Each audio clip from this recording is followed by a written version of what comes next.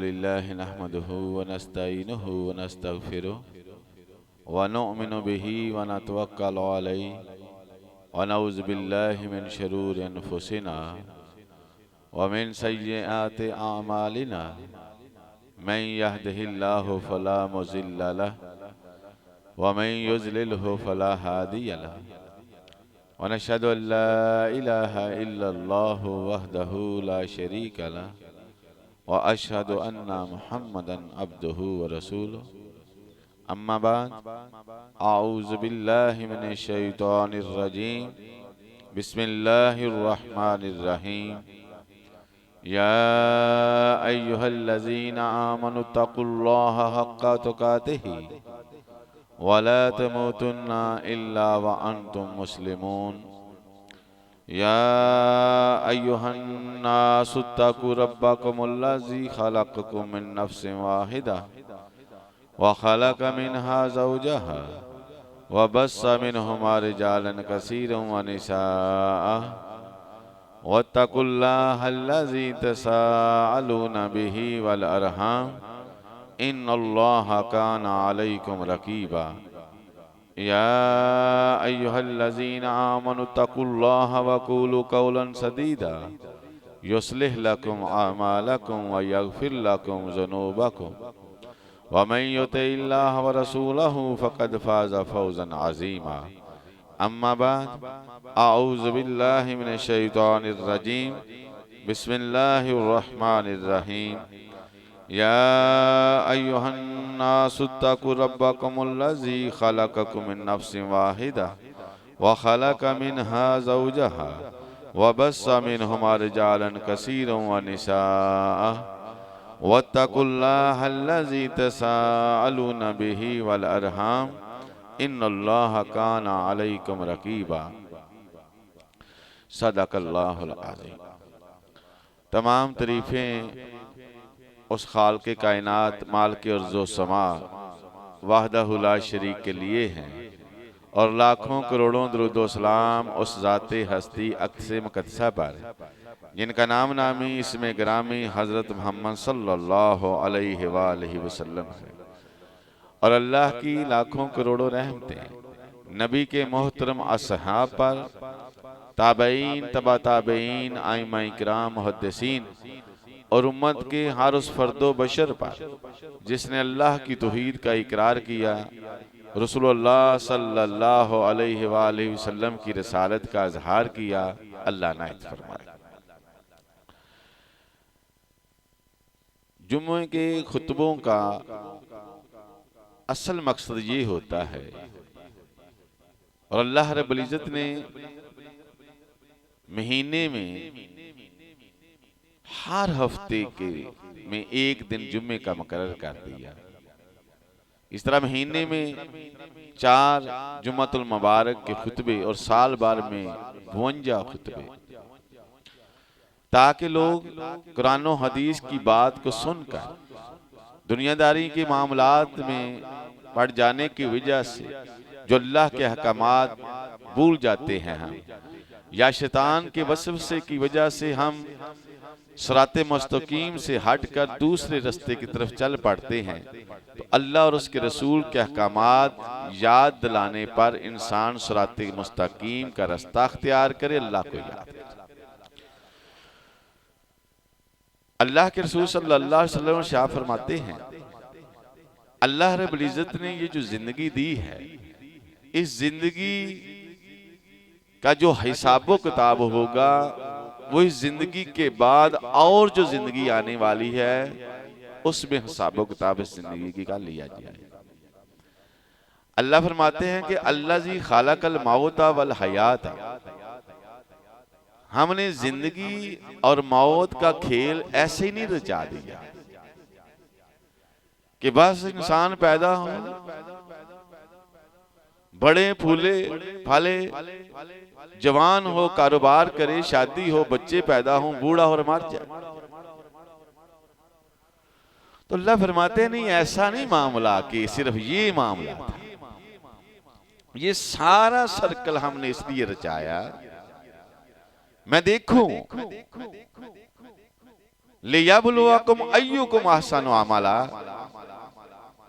एक तरफ दुनियादारी है, एक तरफ बीवी बच्चे हैं, एक तरफ कारोबार है, माशरा है, एक तरफ रब का हुक्म है। मैं देखना चाहता हूं कि तुम में से कौन है जो रब के हुक्म को तस्लीम करके उस पर अमल करे। अल्लाह के नबी अलैहिस्सलाम फरमाते हैं कि लोगों, इस जिंदगी को बड़े मोहतात तरीके से बसर करो। अल्लाह और उसके रसूल के अहकामात सुनते रहा करो, पढ़ते रहा करो, ताकि कहीं तुम्हारा दिल दुनियादारी के मामलात की तरफ मायल ना हो जाए पूरी तरह, और दुनिया के ना बन के रह जाए। नबी अलैहिस्सलाम ने इसलिए इरशाद फरमाया कि लोगों, दुनिया में जगीरें ना बनाया करो। क्यों ना बनाया करो? ये जगीरें, ये जायदादें, ये इंसान को मौत बुला देती है। इंसान का फिर जी चाहता है कि इतनी मेरी जायदाद, इतना मालो मता, और मैं फिर मर जाऊं, ये किस लिए? अल्लाह के नबी अलैहिस्सलाम ने फरमाया कि ये जगीरें ना बनाया करो, ये तुम्हें आखिरत के ऊपर यकीन को कम करती है। तो नबी अलैहिस्सलाम ने फरमाया, जिस आखिरत को बनाने के लिए, जिस जिंदगी को बनाने के लिए अल्लाह ने ये जिंदगी दी है, उस जिंदगी का जब आगाज होगा, शुरुआत होगी, अल्लाह रब्बुल इज्जत एक ऐसे बंदे को हुक्म देंगे, मेरे फरिश्तों फलां बंदे को लेके आओ। ऐसा बंदा जिसने दुनिया में एक भी सुख नहीं देखा हो, सारी जिंदगी उसकी गुजर गई अय्याशियों में, कोई परेशानी उसको छुई तक नहीं थी। पैदा हुआ बड़े अमीर घराने में, सारी जिंदगी दुख परेशानी देखी नहीं होगी। अल्लाह फरमाएंगे, मेरे फरिश्ते उस बंदे को पकड़ो। क्या करो? इसको जहन्नम में एक लम्हे के लिए ले जाओ। एक लम्हा सेकंड का भी 100वां हिस्सा होता है। तो फरिश्ते पकड़ेंगे उस इंसान को और जहन्नम में एक लम्हे के लिए उसको ले जाएंगे।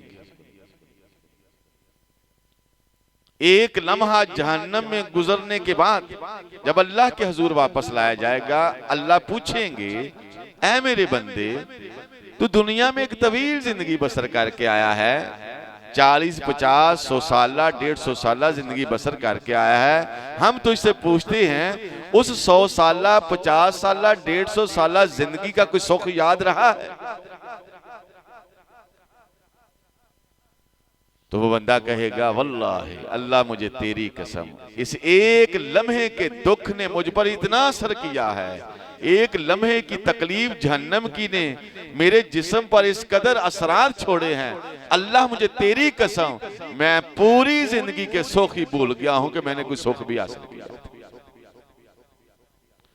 दुनिया में भी होता है कि एक इंसान बड़ी ऐशो इशरत की जिंदगी बसर करता हो, मुसीबत आ जाए, परेशानी आ जाए, दुख आ जाए, वो समझता है पिछली जिंदगी तो मेरी लगता है ऐसे ही गुजर गई। वो दुनिया में भी दुख भूल जाता है, सुख भूल जाता है कि मुझे हाँ कोई सुख भी था। लेकिन दोज़ख का मंजर कुछ इस तरह होगा कि वो इंसान कहेगा, अल्लाह मुझे कोई चीज याद ही नहीं रही।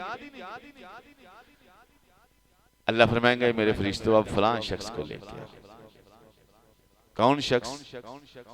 जिस शख्स ने जिंदगी में कभी कोई सुख देखा ही नहीं होगा, दुख, पैदा हुआ बड़े गरीब घराने में, बचपन भी गुर्बत में गुजरा, परेशानियों में गुजरा, जवानी हुई, जवानी भी दुखों में, शादी हुई, शादी के बाद भी जिंदगी दुखों वाली, बुढ़ापा भी दुखों में गुजरा। ऐसा शख्स जिसने जिंदगी में एक भी सुख ना देखा, दुखी। अल्लाह फरमाएंगे, मेरे फरिश्तों अब इसको पकड़ो और जन्नत में एक लम्हे के लिए ले जाओ। अब उस शख्स को पकड़ा जाएगा, जन्नत में एक लम्हा ले जाने के बाद वापस लाया जाएगा। अल्लाह पूछेंगे, मेरे बंदे बतला, तो एक जिंदगी बसर करके आया है पीछे, अब एक लम्हा जन्नत में गुजारने के बाद तुझे कोई जिंदगी का दुख याद है? वो कहेगा अल्लाह मुझे तेरी कसम इस एक लम्हे की खुशी ने, एक लम्हे ने जो मैंने वहां चीजें देखी हैं, इस एक लम्हे की लज्जत ने मुझे सारी जिंदगी के दुख ही बुला दिए हैं। मैं नहीं जानता कि मुझ पर कभी की दुख भी। तो अल्लाह फरमाते हैं हमने ये जिंदगी उस जिंदगी के बनाने के लिए दी है। ऐसा ही नहीं कोई खेल रचाया कि अल्लाह जी खाला कल मौत अवल हयात कि जिंदगी और मौत का सिलसिला है कि बस ठीक है अल्लाह अल्लाह खैर सल्लाह ये जहान मीठा आगे किसने मीठा, ऐसा नहीं मामला है। अल्लाह इस जिंदगी का पूरा हिसाब अगली जिंदगी में लेगा। और अल्लाह फरमाते हैं जो मेरे बंदे मुझे खुश करना चाहते हैं और उस जिंदगी में कामयाब होना चाहते हैं, वो जब कुरान मजीद को पढ़ें तो उस कुरान मजीद में अल्लाह फरमाते हैं वो वल्लज़ी अनज़ला अलैकल किताब, इस किताब में अल्लाह रब्बुल फरमाते हैं ये वो किताब है जिसे हमने मोहम्मद रसूलुल्लाह सल्लल्लाहु अलैहि वसल्लम पर नाज़िल फरमाया। अब क्या है इस आयत में? फरमाया मिनहु आयातुम मुहकमा। जब तुम इस कुरान को पढ़ोगी, इस कुरान में ऐसी आयातें मुबारका हैं जो मुहकमात वाली हैं। ये काम करो, इसको छोड़ दो। अल्लाह को ये पसंद है, ये ना पसंद है। हुन्ना उम्मुल किताब, ये हैं किताब की मां, किताब की असल। वाज़ेह हुक्म आ गया कि ये काम करना है।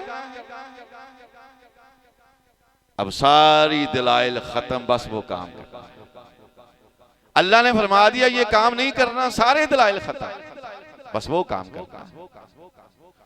तो कुरान और हदीस में अल्लाह फरमाते हैं जो असल किताब का हिस्सा है ना, जो तुमने मजबूती से थामना है, वो है मुहकमात। ये काम करो, ये ना करो। व उखरु मुतशाबिहात, और कुरान का जो दूसरा हिस्सा है वो मुतशाबिहात का है। बात पूरी वाज़िया बयान नहीं की, बस उसका इशारा दे दिया। अब देखिए कब्र है, कब्र की जिंदगी है, जिंदगी है किस तरह की है, कैसे मामलात हैं, ये अल्लाह जानता है, हमें नहीं पता। हमने अल्लाह और उसके रसूल के हुक्म के मुताबिक ये बात तस्लीम कर ली है कि अल्लाह जब इस जिंदगी के बाद दूसरी जिंदगी शुरू होगी, होंगे जिंदा, किस हालत में होंगे अल्लाह तू ही जानता है। उसके बारे में अल्लाह ने फरमाया कि ज्यादा ना, अल्लाह और उसके रसूल ने जो फरमा दिया है ना उससे ज्यादा नहीं आगे टटोलनी बात। तो अल्लाह ने फरमाया कायनात के लोगों सुन लो, फ़अम्मल्लज़ीना फ़ी क़ुलूबिहिम ज़ैग़ुन, जिनके दिलों में टेढ़पन है, कज्जी है, वो क्या करते हैं? फ़यत्तबिऊना मा तशाबहु, वो पैरवी करते हैं उन आयात की जो मुतशाबे है। वाज़िया को छोड़ दिया, और जिन बातों से पूरी तफसीर कुरान और हदीस में वजाहत के साथ नहीं आई, वो उन आयतों को पकड़ते। फ़यत्तबिऊना मा तशाबहा मिन्हु इब्तिगाअल फितना, उनकी कोशिश क्या होगी? ऐसे लोगों की, ऐसे उलमाए किराम की उनकी कोशिश होगी कि इन आयतों के जरिए मुसलमानों को तकसीम किया जाए, फितना बर्पा किया जाए।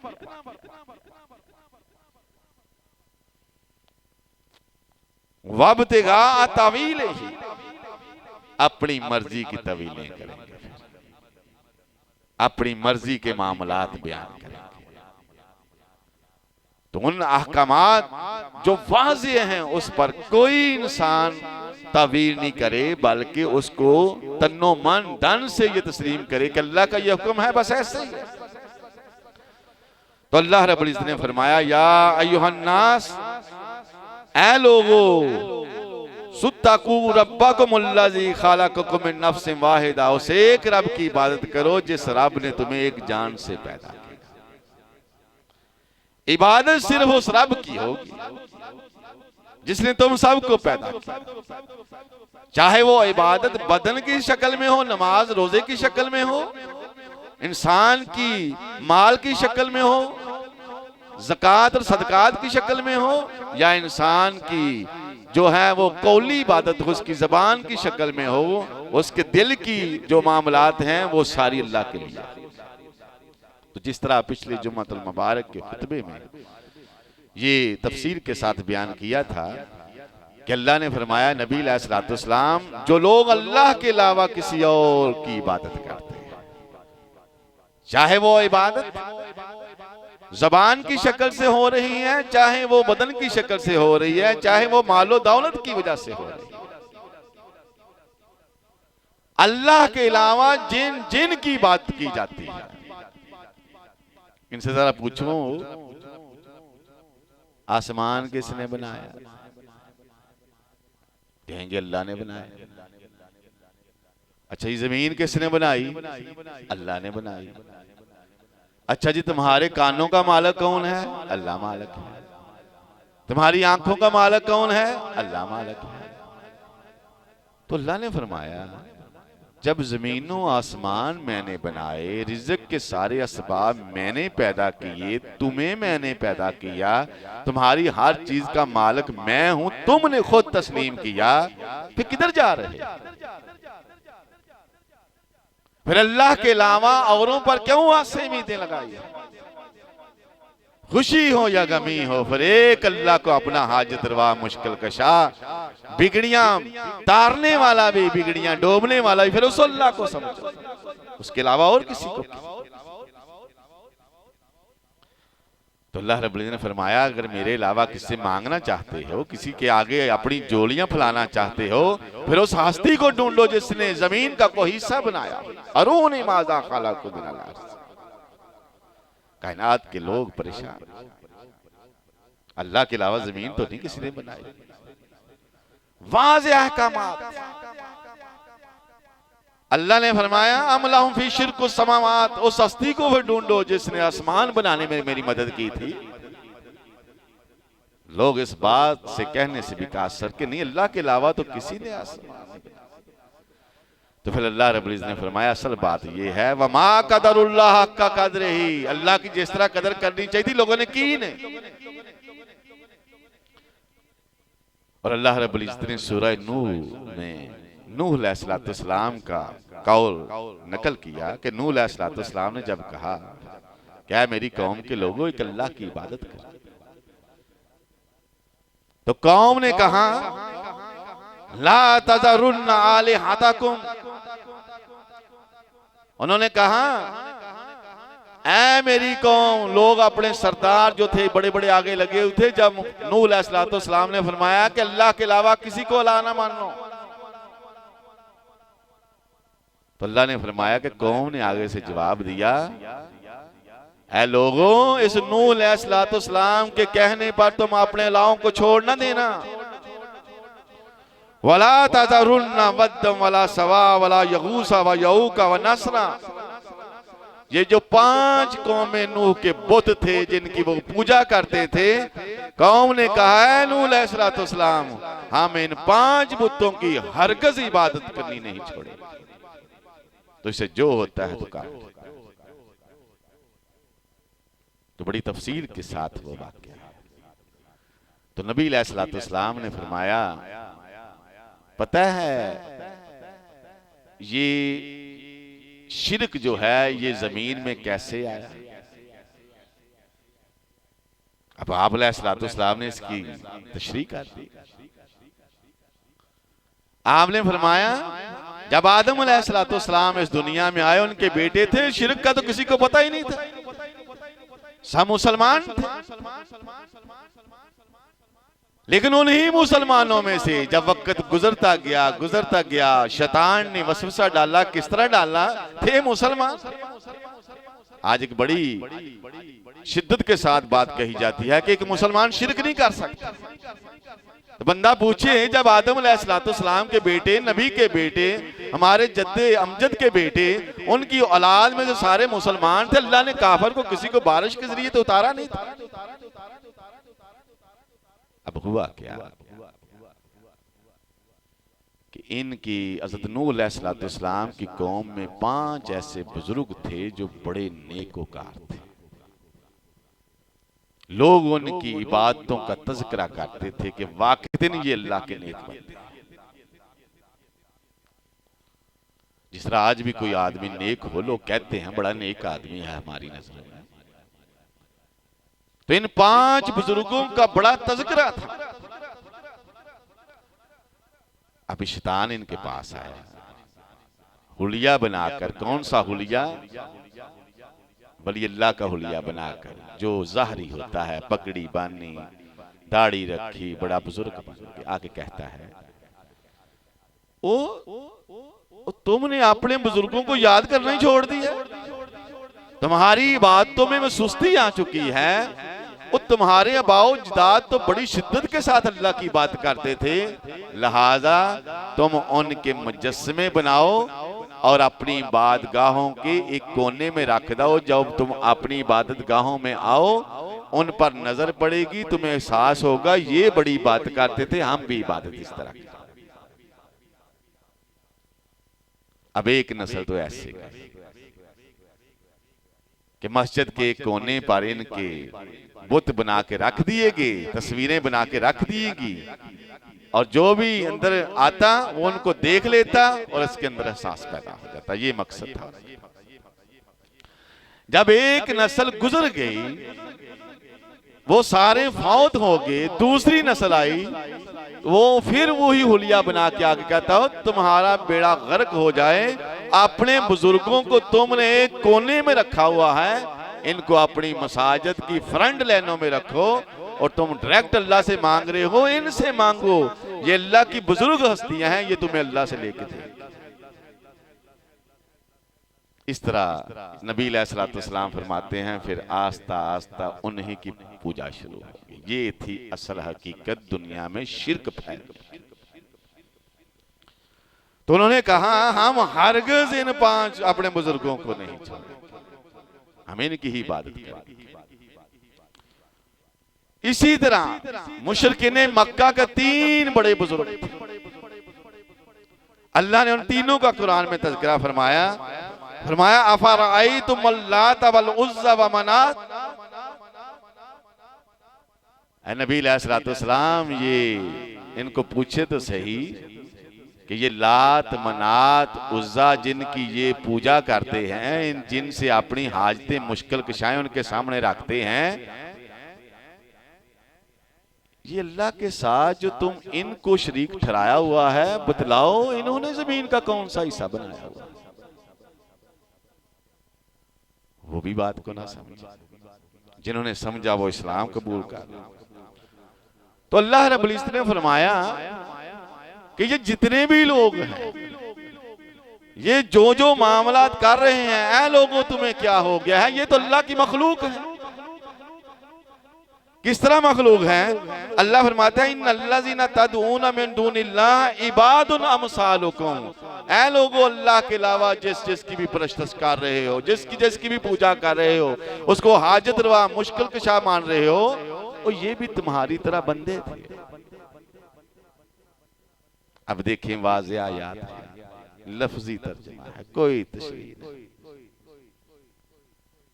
लेकिन हम क्या वउखर मुतशाबिहात, मुतशाबिह आयात के पीछे पढ़ के हकामात की तजीन उड़ाते जा रहे हैं। अल्लाह फरमाते हैं वो तुम्हारी ही तरह बंदे हैं। फदऊहुम, अब उनको पुकारो हमारे।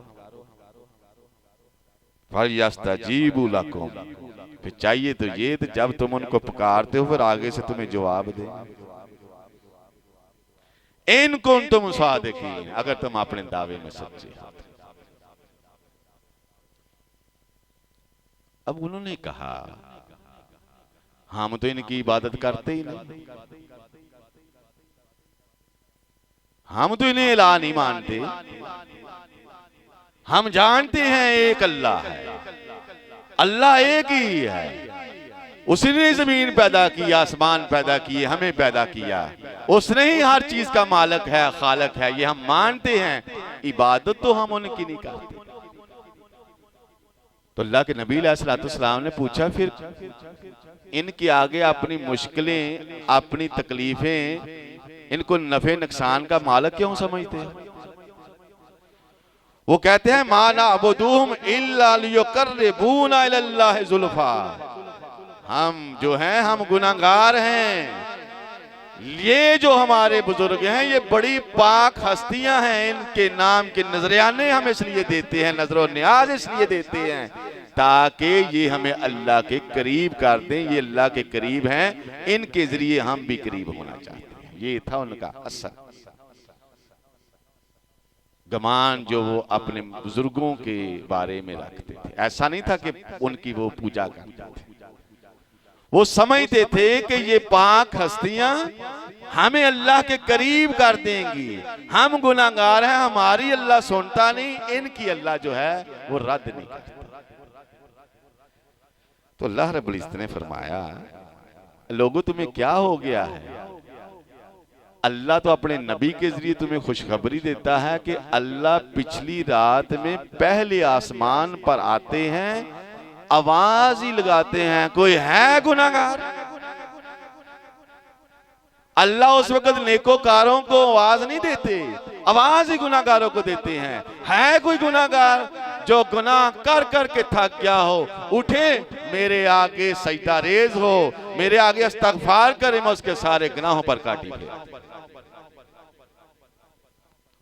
अल्लाह तो बुलाते ही आसमान पर, पहले आसमान पर आके बुलाते ही अल्लाह गुनाहगारों को है, ऐ गुनाहगारों तुमने कहां से ये बात निकाल ली? अल्लाह हमारी सुनता नहीं और उनकी रद्द नहीं करता। है कोई औलाद मांगने वाला? है कोई अपने गुनाहों की बख्शिश तलब करने वाला? है कोई रिज़्क मांगने वाला? जो जो मांगोगे अल्लाह ता करता जाएगा। कोई है तो सही, उठे तो सही, मेरे आगे इस्तगफार करे तो सही। और सबसे बढ़कर जो दलील है, अल्लाह फरमाते हैं, चलो हमने फरमाया है कि इनको बुलाओ, इनके आगे आरजुआं रखो, तुम्हारी आगे से जवाब नहीं देंगे। जवाब तो वाकई नहीं देते, लेकिन ज़हन में गुमान था ये हमें आगे से जवाब तो नहीं देते, लेकिन हमारी पुकार को सुनते जरूर है। अल्लाह ने कुरान में फरमाया वहुम अन दुआइहिम गाफिलून। और लोगों, जब बंदा दुनिया से रुखसत हो जाता है, फिर अल्लाह और उसका मामला है, तुम जो पुकारते हो वो तुम्हारी पुकारों से भी गाफिल है, उसको नहीं पता तुम क्या कह रहे हो। अल्लाह को पता था कि बहुत सारे लोग ऐसी बातों को नहीं मानेंगे। वो हमारा खालिक है ना, उसको हमारी एक एक इच्ची बिच्ची का पता है। अल्लाह रब्बुल इज्जत ने फिर एक पैगंबर की मिसाल दी, एक पैगंबर की बात करते हुए लोगों को समझाया, वाइज काल अल्लाह या ईसा इब्न मरियम, ऐ मरियम के बेटे ईसा बतला, जब तू दुनिया से आया था अंता कुल्ता लिन्नास इत्तखिज़ूनी व उम्मिया इलाहैन मिन दूनिल्लाह। तू जब दुनिया से आया था तो पीछे कह के आया था मेरी और मेरी माँ की इबादत कर। अल्लाह फरमाते हैं हम क़यामत वाले दिन जब ईसा अलैहिस्सलाम से ये सवाल करेंगे, क्या ईसा तेरे बाद इन्होंने तुझे मेरा बेटा बना दिया? किसी ने कहा ईसा खुद अल्लाह था, वो मुझे छोड़ के तेरी बात करनी उन्होंने शुरू कर दी। ऐ ईसा, जब तू दुनिया से आया था तो बोल के आया था कि मेरे बाद मेरी और मेरी माँ की इबादत कर। ईसा अलैहिस्सलाम क्या कहेंगे काला, ऐ मेरे अल्लाह सुब्हानका मा यकूनु ली अन अकूल मा लैसा बिही ली बिहक। ऐ अल्लाह, मैं किस तरह ऐसी बात कर सकता हूं जो हक की ना हो? मैंने ऐसी कोई बात नहीं कही। अल्लाह इन कुन्तु कुल्तुहु फकद अलिमतहु। ऐ अल्लाह, जो मैंने कहा तुझे इल्म है, मैंने जो भी कहा है, क्योंकि मैं जो कहता हूं तुझे इल्म है, तू जो कहता है या तू जो कहना चाहता है मुझे उसका कोई इल्म नहीं। तो अल्लाह रब्बुल इज्जत ने फरमाया, ईसा अलैहिस्सलाम कहेंगे वकुन्तु अलैहिम शहीदुम मा दुमतु फीहिम, ऐ अल्लाह जब तक मैं उनमें रहा तू जो मुझे हुक्म देता था कि तेरी बात की जाए, मैं सिर्फ वही बात बतलाता था। मेरे फौत हो जाने के बाद वो जो जो कहते थे मुझे उसका कोई इल्म नहीं, और तू जानता है कि मैंने ऐसी कोई बात नहीं कही। अल्लाह फरमाते हैं ईसा मेरा वो नबी था जो अपने आप को मेरा बंदा कहलाने में आर महसूस नहीं करता था। अल्लाह का बंदा होने में कौन सी यार है, ये तो बैस से इज्जत बात है कि इंसान अल्लाह का बंदा। तो ईसा अलैहिस्सलाम ने फरमाया अल्लाह मैं नहीं जानता कि मेरे पीछे ये क्या क्या करते थे, ये जो करते थे उस पर तू गवाह है, तू नहीं गवाह है। तो ईसा अलैहिस्सलाम जैसा जलीलुल कदर नबी वो क़यामत वाले दिन कहेंगे अल्लाह मेरे पीछे जो जो मेरे साथ मामला इन्होंने बना लिया था, जो गाड़ लिया था, मेरी इन्होंने इबादत शुरू कर दी थी, मेरे तेरे साथ मुझे इन्होंने शरीक ठहरा दिया था, अल्लाह मुझे इसका कोई इल्म नहीं, मेरे बाद ये क्या करते थे। एक नबी पैगंबर अगर दुनिया से चला जाए उसको नहीं पता कि पीछे मामला क्या कर रहे हैं, तो एक आम उम्मती के बारे में कैसे ख्याल हो सकता है कि ये हमारी हाजतों को सुनकर ये अल्लाह से हमारी पूरी कराएगी। वक्त की कमी की वजह से मैं आखिरी आयत का तर्जुमा करके बात को ख़त्म करता हूँ, और बड़ी ही तवज्जो से ये अर्ज़ सुनिए। अल्लाह फरमाते हैं मा काना लिबशरिन, किसी इंसान के ये लायक नहीं। और इसमें तज़किरा पता किन का है, अय्युतियहुल्लाहुल किताबा वल हुक्मा,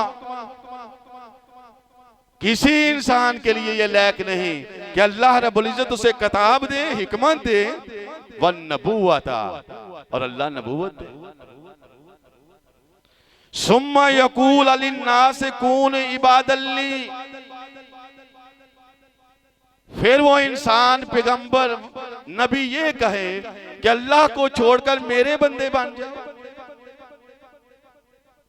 अल्लाह फरमाते हैं ये किसी पैगंबर के भी लायक बात नहीं कि अल्लाह उसको किताब दे, हिकमत दे, वो तो मेरे हुक्म पढ़ के लोगों को मेरे साथ मिलाएगा, मेरा तारफ कराएगा। वो ये नहीं कहेगा कि मेरी इबादत शुरू कर,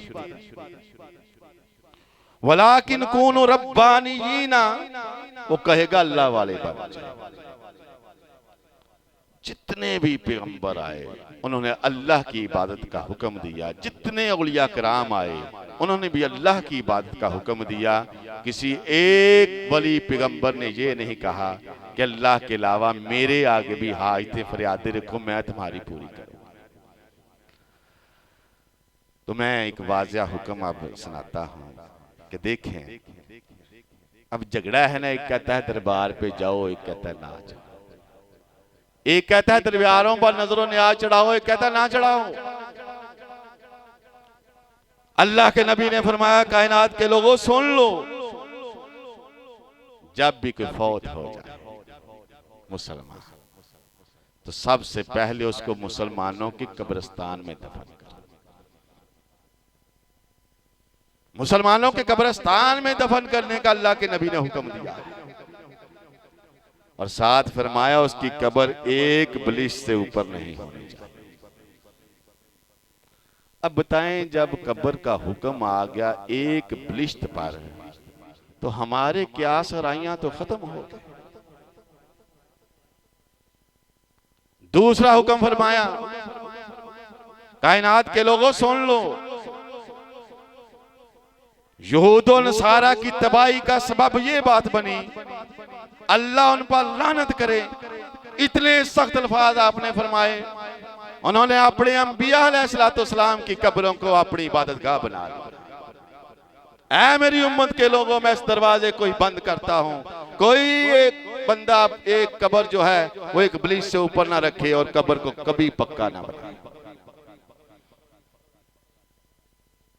तीसरा हुक्म दिया, यह कमात है मिनहु मुहकमा, इस कुरान और हदीस में हकामात वाली आयात हैं, ये करो ये ना करो। अल्लाह ने फरमाया हुन्ना उम्मुल किताब, ये है किताब की असल। और अल्लाह का हुक्म ये है एक बिलीस से ऊपर कब्र ना हो, कब्र कभी पक्की ना बने। बात खत्म। तीसरा हुक्म दिया कि कब्र पर कभी भी इमारत ना बना।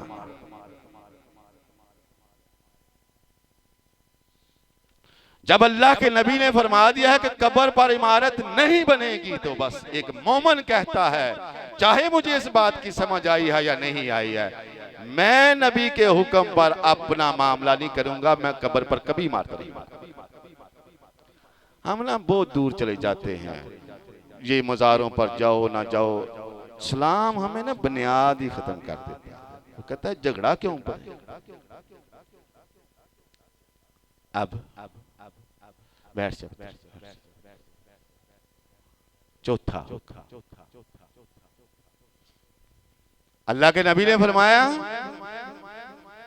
आग पर बैठ जाओ, हाथ पर आग पकड़ लो। आग क्या करेगी? तुम्हारे कपड़ों को जला देगी, तुम्हारे जिस्म को जलाएगी, तुम्हारे हाथ को जला देगी। ऐ कायनात के लोगों सुन लो, आग क्या करेगी? तुम्हारे कपड़ों को जला देगी, तुम्हारे जिस्म को जला देगी। लेकिन जिसने कब्र पर मुजावर बन के बैठा, अल्लाह की कसम वो तबाह बर्बाद। वाज़ेह है। अब इसी मसले में सुन्नी हवाबी का मसला छेड़ दिया। इसलिए कहता हूं हर आदमी खुद कुरान मजीद पढ़े।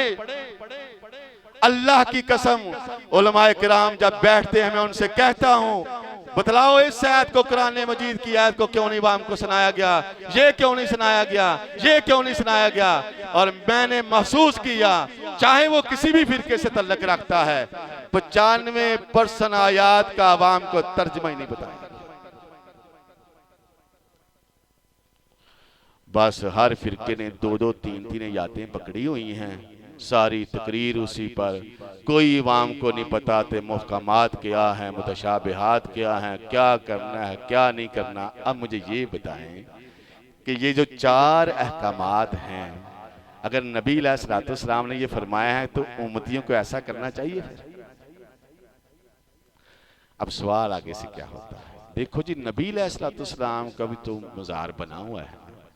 और भाई एक नबी में और उम्मती में बहुत बड़ा फर्क है, बहुत बड़ा फर्क है। जमीनों आसमान जितना फर्क है, बल्कि जमीनों आसमान से भी बढ़कर फर्क है। हमने असल में अंबिया अलैहिस्सलाम की कदर ही नहीं की। अब मैं वो फर्क बता के बात को खत्म करता हूं, ताकि लोगों के दिलों में भाम जाए कि देखो नबी अलैहिस्सलाम का भी मिसाल। भाई आप नबी हैं, अल्लाह के नबी अलैहिस्सलाम जो अल्लाह ने उनको इज्जत और मकाम दिया, एक उम्मती को तो नहीं ना हो। ये हमारा ईमान है कि अल्लाह के बाद सबसे जो मुअज़्ज़ज़ तरीन हस्ती है, इज्जत के लायक है, रुतबे के लिहाज है, वो नबी अलैहिस्सलाम। और फर्क पता क्या है, नबी जिस जगह इस दुनिया से रुखसत होते हैं, उनकी कब्र मुबारक उसी जगह पर बनती है। और उम्मती जहां भी फौत हो, जितना मुमकिन हो सके मुसलमानों के कब्रिस्तान में कब्र बनती है। और नबी अलैहिस्सलाम जिस मकाम पर इस दुनिया से रुखसत हुए, वो अम्मा आयशा सिद्दीका रज़ी अल्लाह तआला अन्हा का हुजरा मुबारक था। अब ऊपर पहले कमरा बना हुआ था, तो वैसे ना भी बना होता, अल्लाह की कसम नबी के साथ उम्मती को तशबीह हो ही नहीं सकती। सही ये है नबी की। अल्लाह से दुआ है अल्लाह में की तौफीक अता फरमाए।